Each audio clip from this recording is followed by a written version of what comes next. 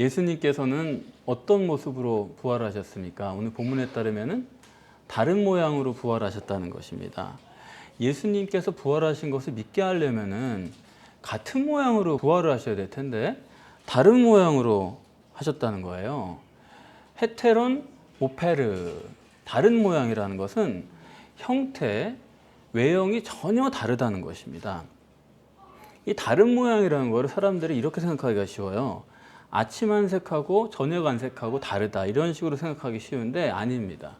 다른 모양이라는 거는 남자로 십자가에 달리시고 여자로 부활하셨다는 얘기예요.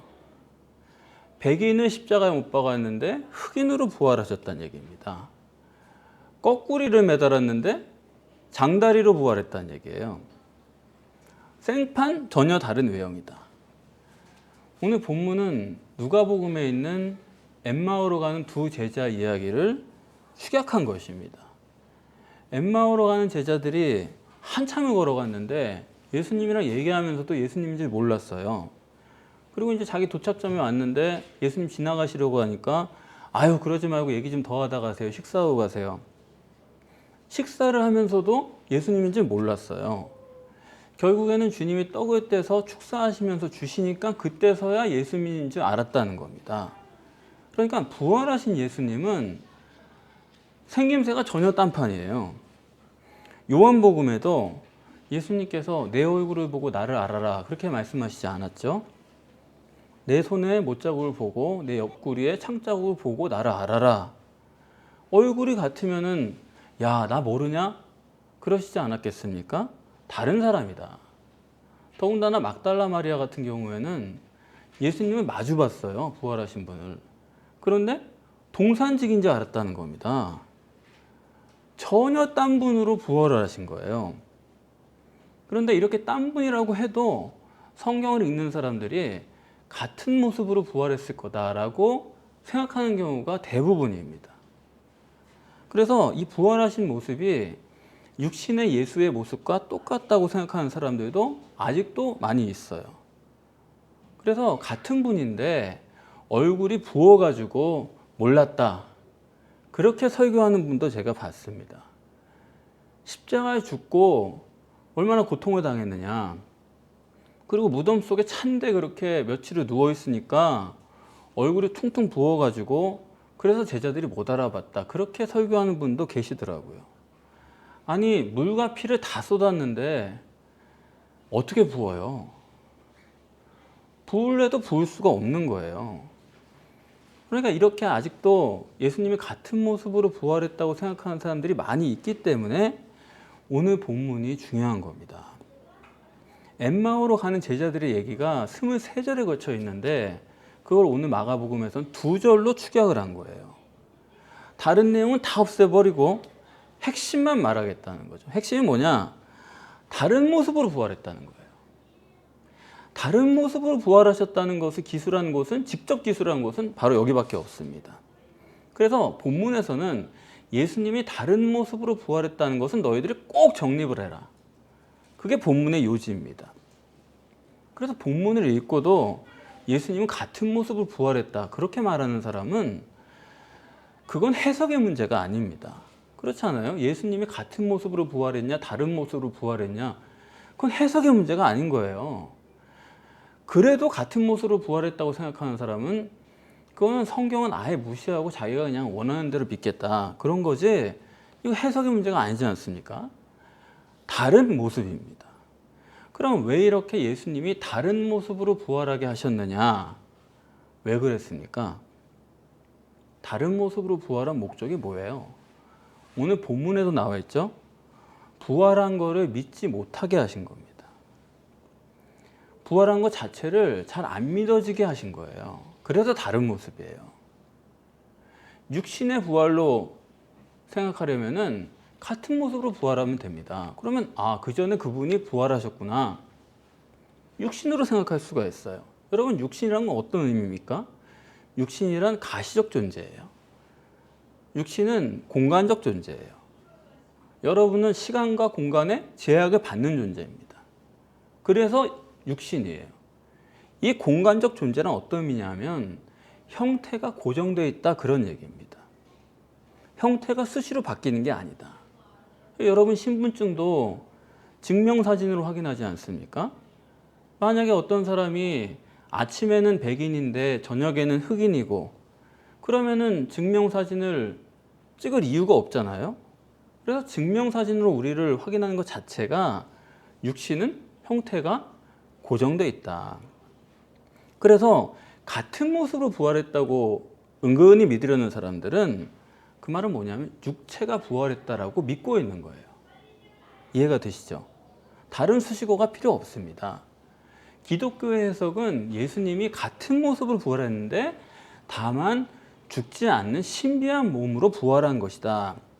그렇게 해석을 하는 거예요. 그런데 그것은 조금만 생각하면 말이 안 되는 얘기예요.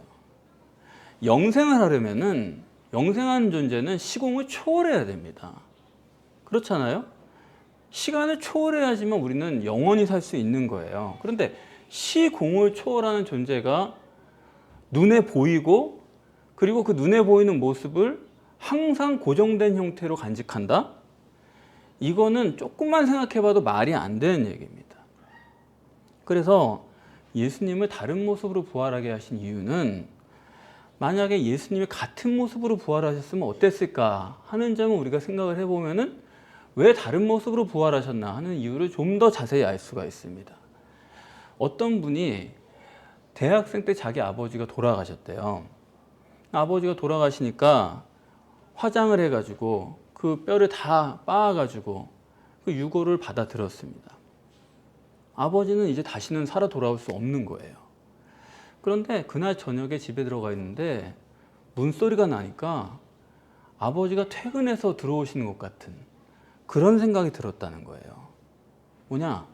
인간의 영적 본능이란 거는 다시는 살아 돌아올 수 없다는 걸 알면서도 다시 살아날 것을 기대하는 그런 게 있어요. 그게 인간의 영적 본능입니다. 그런데 하나 더 아실 게 있어요. 진짜 기대한 대로 죽은 사람이 벌떡 일어나서 걸어 들어오잖아요? 그러면 어떨 것 같아요?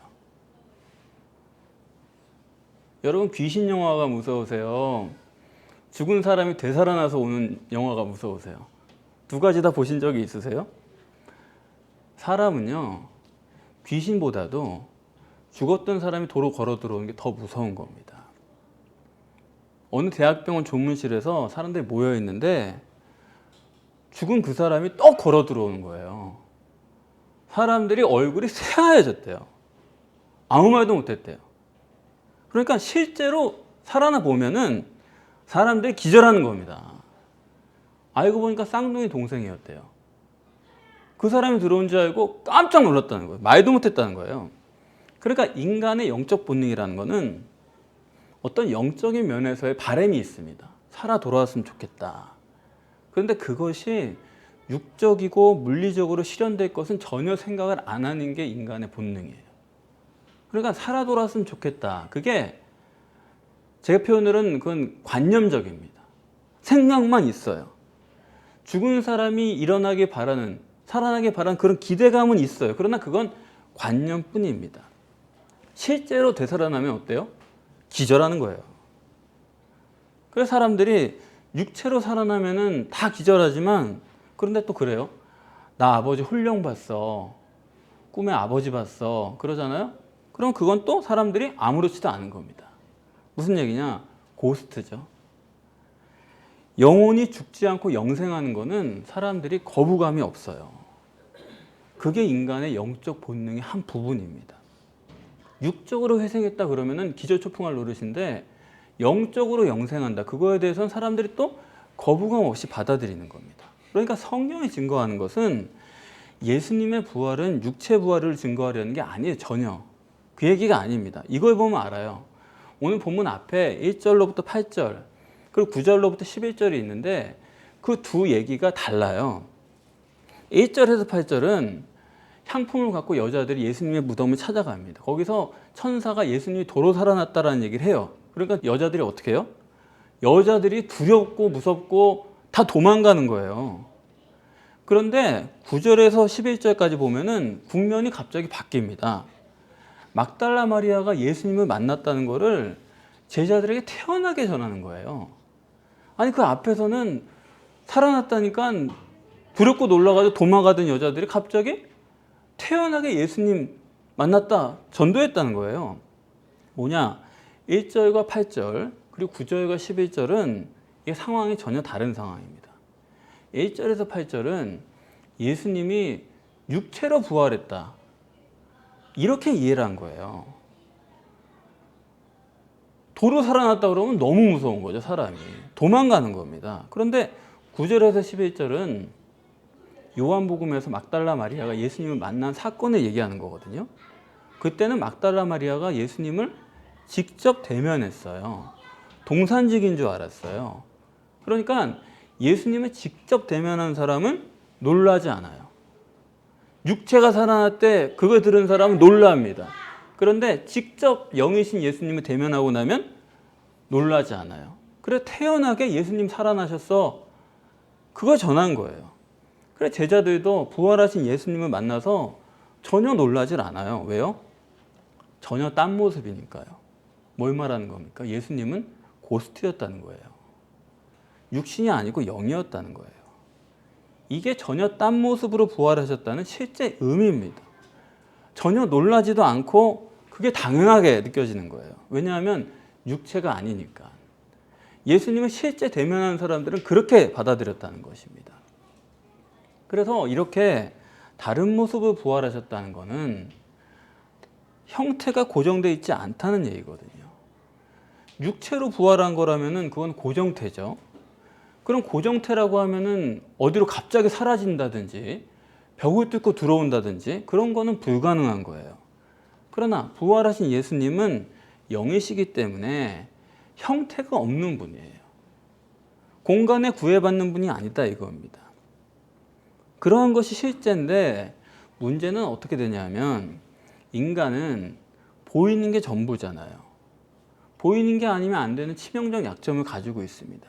그래서 인간으로 하여금 영이 실체임을 알게 하려고 영이 실제적 능력이 있다. 영이 온 우주 만물을 창조했다. 이거를 알려주기 위해서 계시하신 게 뭐예요? 부활하신 예수님입니다. 그러니까 여러분이 부활하신 예수님을 이해하시려면은 형태가 없는 무형의 초월적인 하나님 더하기 그걸 가시적으로 잠깐 보여지게 만든 존재. 그게 합작이에요. 그거를 특별한 사건으로 엘로힘적인 역사로 잠깐 동안 그렇게 하셨다. 그렇게 이해를 하시면 정확합니다. 다른 모양으로 부활하신 예수님을 이해하기 위해서 여러분들이 근본적으로 생각해 보실 게 좀 있어요. 그게 뭐냐면 그 원리는 뭐냐면 하나님의 뜻은요. 하나님의 뜻은 가시적인 거나 물리적인 거는 어떤 것도 하나님의 뜻이 아닙니다. 가시적인 거나 물리적인 거나 육적인 거는 하나님으로서는 그건 과정일 뿐이에요. 어떤 것도 예외가 없습니다. 보이는 거요, 육적이요, 물리적인 거는 그거는 가시적인 거로 필요할 뿐이지, 잠깐 필요할 뿐이지 그것이 끝까지 갈 수 있는 목적이 아니다 그런 얘기예요.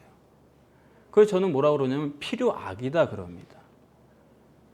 결국엔 없어져야 될 건데 없으면 좋겠는데 잠깐 있어야만 하는 그런 거. 그래서 여러분들 이 원리를 모르시면은 여러분 신앙생활이라는 게 다 그렇게 평생 동안 눈에 보이는 거 쳇바퀴 돌듯이 쫓다가 그런 것이 결국에 안 되면은 영문을 모르고 믿음을 손해를 받고 미스테리 속에서 신앙생활을 하는 경우가 많은 거예요. 창세기 1장에 온 우주 만물을 창조하시지 않았습니까? 그런데 그건 반드시 필요해서 한 거예요. 그렇죠? 근데 그건 반드시 없어져야 되는 거예요. 하나님이 창조하셨다고 해서 그거 영원무궁하도록 놔두시는 게 아니다 그런 얘기예요. 반드시 있어야 되지만 반드시 폐지해야 된다. 그래서 그런 걸 놔두고서는 그냥 하나님이 보시기 좋은데 그걸 왜 없앱니까? 그런 식으로 해석하는 사람들은 그건 전혀 하나님을 잘못하는 것입니다. 이런 하나님의 본질적인 속성을 이해를 못하니까 꿈이나 환상 같은 거에 굉장히 비중을 두는 사람이 많은 거예요. 꿈이나 환상은 여러분 보이는 거 아닙니까? 보이는 거는 어떤 것도 그거는 목적이 되지 못하는 거예요. 그거는 하나님께서 필요하셔서 그 사람이 그거 아니면 모르기 때문에 필요하셔서 잠깐 보여주는 거지, 영적인 단계에서는 그거는 수준이 낮은 거예요. 그거는. 그래서 민수기 12장 4절 이하를 보시면은 그렇게 말씀하잖아요. 꿈이나 환상을 통해서는 선지자들에게 얘기하는 거고, 모세와는 내가 대면해서 얘기하는 거다. 이 수준 차이가 엄청나다는 겁니다. 사람들은 꿈이나 환상이고 예언하고 그러면은 선지자 대단하다 보지만, 하나님은 그건 아니다. 나는 모세랑 직접 대면해서 얘기한다. 이 수준의 현격한 차이가 있다는 것입니다. 그러니까 잠깐 할 수 없이 그냥 필요해서 하지만은 그런 것들은 반드시 없어져야 될 것. 그래서 성전이란 것도 그래요. 그거는 반드시 있어야 되고 동시에 반드시 폐지돼야 되는 거예요. 그래서 침례 요한이 주의 길을 예비한 것도 뭡니까? 성전을 폐지해버린 거예요. 이제 성전 필요 없다. 그게 주의 길을 예비한 겁니다. 그러면 하나님께서는 왜 이렇게 없앨 것을 있게 하셨느냐? 거듭 말씀드리지만은 이건 인간을 위해서 할 수 없어요. 인간은 보이는 게 다기 때문에 인간의 이런 약점과 하나님의 목적을 동시에 성취하기 위해서는 성전을 만들어 놔야 되는 겁니다. 그러나 반드시 폐지해야 되는 거예요.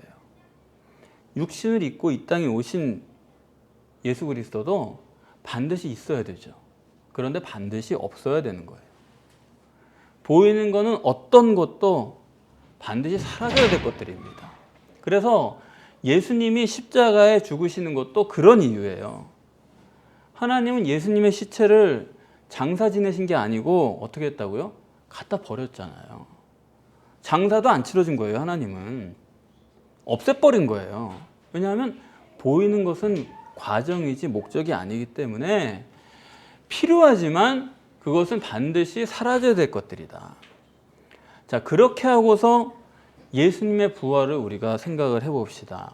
여러분, 보이는 것은 삐까뻔쩍해야 될까요? 아니면 기억이 안 날 정도로 시시껍절해야 될까요? 없어질 것은 대단하면 대단할수록 안 되는 겁니다. 없어질 것은 애초부터 시시해야 되는 거예요. 시시할수록 좋은 거예요. 그러니까 필요하지만 최소예요. 그게 예수 그리스도께서 이 땅에 오신 모습이고 최소로 오신 거예요. 못생기게 오신 거예요. 메시아 같지 않게 오신 거예요. 그리고 그러한 신학적 원리로 교회도 봐야 되는 거예요. 성전이 큰 게 좋은 게 아니에요. 제가 작은 교회라서 얘기하는 게 아니에요. 성전이 크고 사람이 많아서 거기 예배 드릴 수 있다고 생각하신다면은 여러분 예배 드린 게 아니에요, 지금. 시시껍절할수록 거기서 예배 드릴 수 있는 사람이 진짜 예배를 드리는 거예요. 그렇지 않습니까? 그런 관점에서 여러분들이 교회와 신앙을 다 생각하셔야 되는 것입니다. 부활체도 마찬가지예요. 동일 형태로 부활했으면은 뇌리에서 지워지질 않아요. 그렇지 않겠습니까?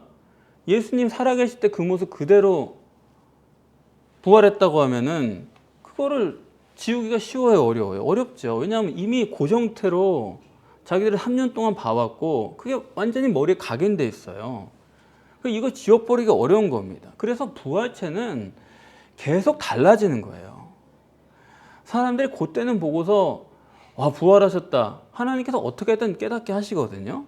그래서 아, 부활하셨구나 믿어요. 그러나 조금만 지나가면은 내가 잘못 봤나 보다. 이런 거예요. 그래서 예수 부활을 제자들이 다 보고서도 끝내 그들이 디베랴 바닷가로 가지고 고기 잡지 않습니까? 왜 그렇습니까? 그때는 믿었어요. 부활하셨구나. 근데 조금만 생각해 보니까 기억이 안 나요. 그게 얼굴이. 그분이 정말 맞나? 우리가 헛개비 봤나? 다른 사람 얘기하는 거 우리가 그냥 바랬나? 예수님 부활하신 걸로 그렇게 생각을 했나? 그러니까 남아있질 않은 거예요. 부활하신 예수님의 기억이 없는 거예요. 어떤 얼굴이었지? 기억이 없어요. 그러니까 생김새가 기억이 안 나도록 계속 바뀌는 거죠. 매번 다른 형태로 예수님이 나타나셨다는 거는 제자들의 머릿속에 남아있는 게 없게 하려는 거죠. 그렇기 때문에 여기서 우리가 알 수 있는 건 뭐냐면 부활체도 그것도 필요악입니다. 그것도 꼭 있어야 되지만 그것도 사라져야 될 거예요. 무형의 영인 그것이 실체라는 것을 보여주기 위해서 부활체라는 게 잠깐 있어요. 그러나 그것도 빨리 지워버려야 돼요. 왜냐하면 보이지 않는 영을 향해 가고 있기 때문에. 그래서 부활체는 매번 다른 모습인 거고 아예 나중에는 승천해버립니다. 흔적을 싹 지워버리는 거예요. 이게 뭐냐 하면 부활체도 결국에는 지향하는 게 뭐예요? 성령 대망을 지향하는 거예요. 부활체조차도 제자들의 머릿속에 남아있지 않도록 계속 바꿔가면서 나중에 사라져버리고 남은 건 뭐예요? 성령이 오신다는 겁니다. 너희가 영이 실체라는 게 이제 알았으면은 성령을 대망해라. 그런 거죠. 예수 그리스도가 오실 것을 성전이 준비했잖아요. 성전을 보면서 하나님이 계시지.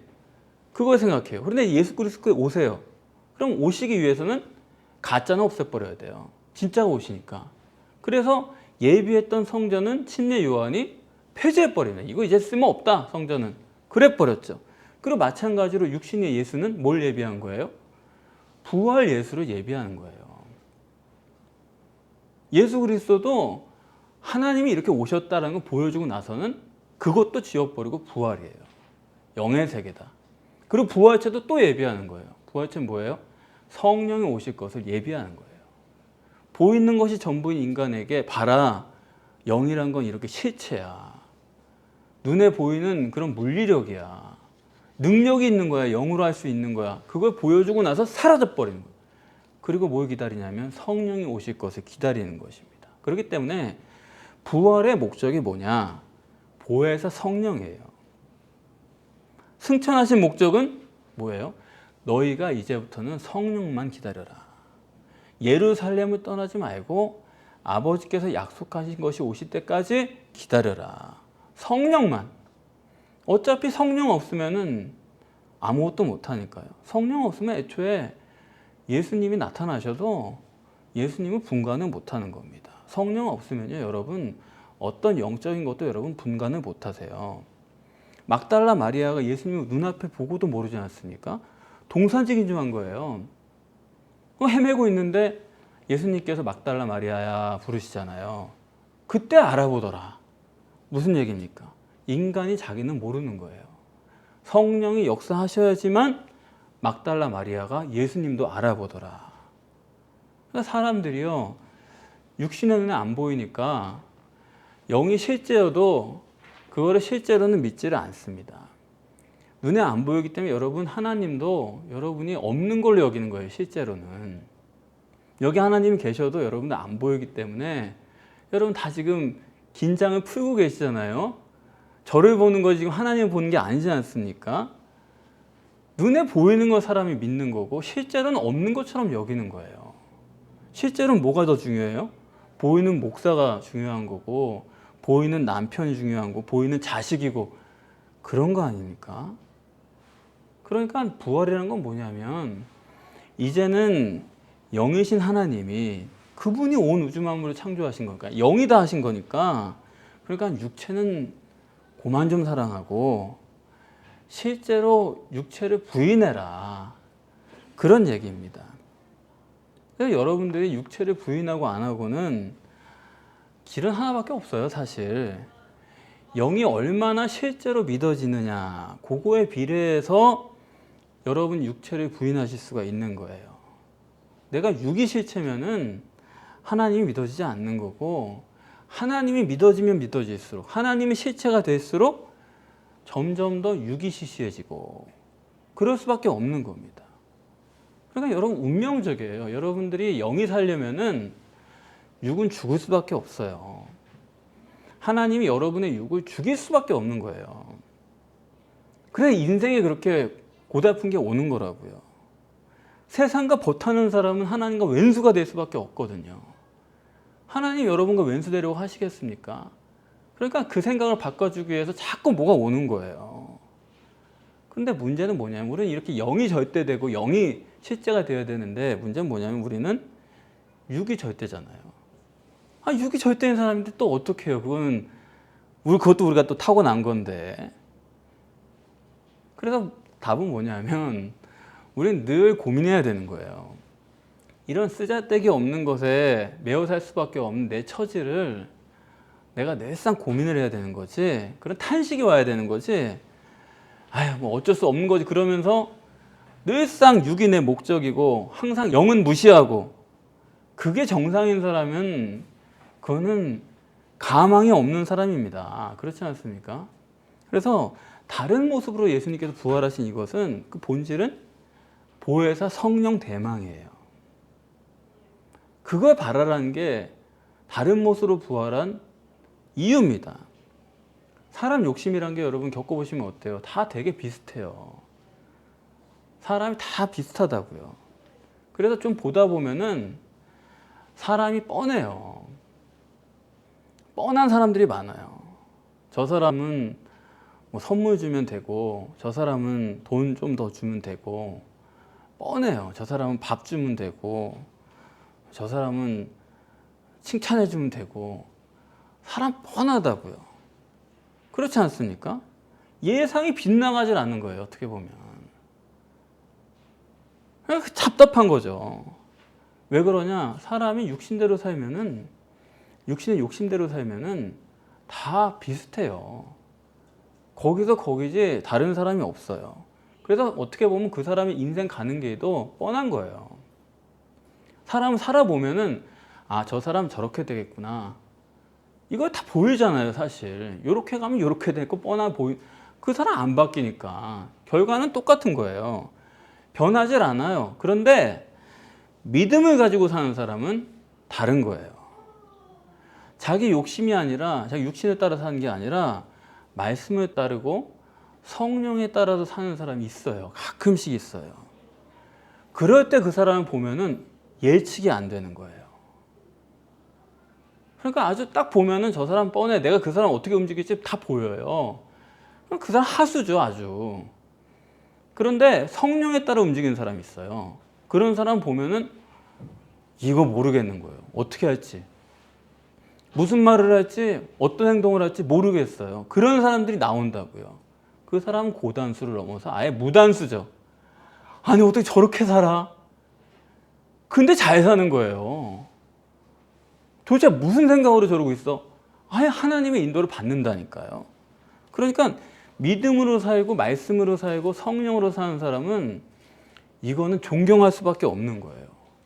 근데 그렇게 가는 길이 또 결국 보니까 그 사람과 그 가정에 좋은 일이 되더라고요. 그래서 복음은 뭐냐? 성령을 대망할 수 있는 게 복음이에요.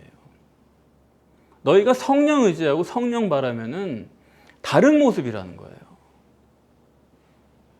똑같지 않다는 거예요. 예상을 빗나간다는 거예요. 내 준비한 대로 안 돼요. 그런데 성령을 의지했더니 다른 길이 보이는 거예요. 다른 모습이 보이는 거예요. 나와는 다른 결정을 하게 되는 거예요. 근데 그것이 선하더라는 거예요. 존경할 만하더라는 거예요. 이게 바로 다른 모습으로 부활한 성령의 역사입니다. 그래서 부활이란 건 여러분, 부활했다. 그럼 부활 자체를 믿을 게 아니고요. 여러분이 부활 신학을 정립하시고 부활의 복음을 정립해서 우리가 지금 육체의 노예로 살 수밖에 없는 그런 처지지만은 보혜사 성령을 대망하심으로써 육신과 세상을 부인하시고 성령으로 거듭나셔서 모든 것을 공급하시는 하나님의 은혜를 체험하고 사람들이 예측할 수 없는 그런 사람으로 인생을 살 수 있는 그런 축복을 여러분이 다 누리시기를 바랍니다.